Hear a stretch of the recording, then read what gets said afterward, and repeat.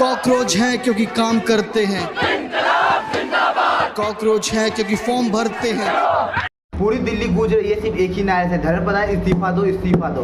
अगर धर्मेंद्र प्रधान ने इस्तीफा नहीं दिया तो ये प्रोटेस्ट फिर दोबारा शुरू होगा अगले शनिवार को, और इससे बड़े लेवल पे होगा। अभी सिर्फ ये दिल्ली में हुआ है, अगली बार ये पूरे देश में होगा।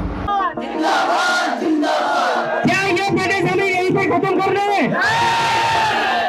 क्या हमें टक्कर लड़ना दे नहीं सकते? धर्मेंद्र प्रधान रिफाइन नहीं करते। अगर आपको पार्ट से रिजाइन नहीं आता है, इंटीग्रेशन नहीं आता है, तो ये आंदोलन ये देश भर में चलेगा। अगले शनिवार कौन कौन फिर से आएगा?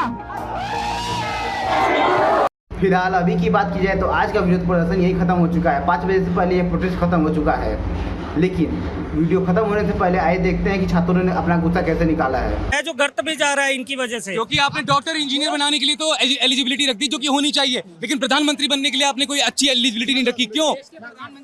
की चुप्पी, देश में नीट पेपर लीक पे हो रही है आत्महत्याओं पे एक टिप्पणी नहीं करते। वैसे वो आते हैं, भाइयों बहनों आपको इस देश का ध्यान रखना चाहिए।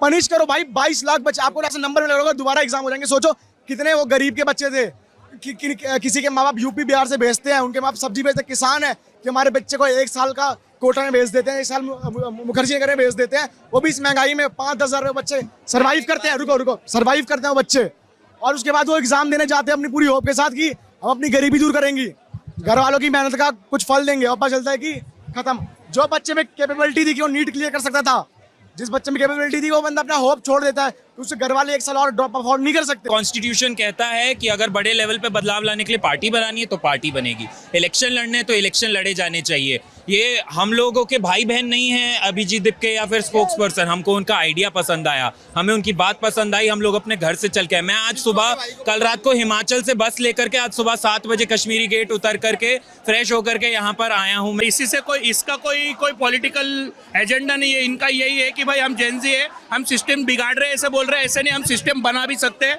हम दूसरों का सिस्टम तोड़ भी सकते हैं, और हम किसी से डरते नहीं है। आपने देखा होगा यहाँ पे नारे लग रहे हैं, बहुत सिंपल है मैम, नियत नहीं है। आप उसको प्री और मेंस में बांट दीजिए, आप करने की कोशिश तो करिए, आप करना ही नहीं चाहते हो। अब चलो ये बात होगी, सीबीएसई में आपने टेंडर उसी को दे दिया जो पहले ऑलरेडी ब्लैकलिस्टेड है। जिस देश का एजुकेशन बजट कुंभ से कम हो, उस देश का क्या ही भविष्य, इनसे क्या एक्सपेक्ट करेंगे हम? कुंभ के लिए आप 38,000 करोड़ खर्च कर रहे हो। इफ नॉट दिस गवर्नमेंट, तो विकल्प के तौर पर आप किसे देख रहे हैं? विकल्प के तौर पे हम युवा पीढ़ी को देखते हैं, एक एजुकेशनल लीडरशिप को देखते हैं, जिसका खुद का एजुकेशन कुछ नहीं हो, जिसके खुद को एजुकेशन के बारे में कुछ पता नहीं हो, वो हमारे एजुकेशन के बारे में डिसाइड करेंगे। They are the policy makers. And why?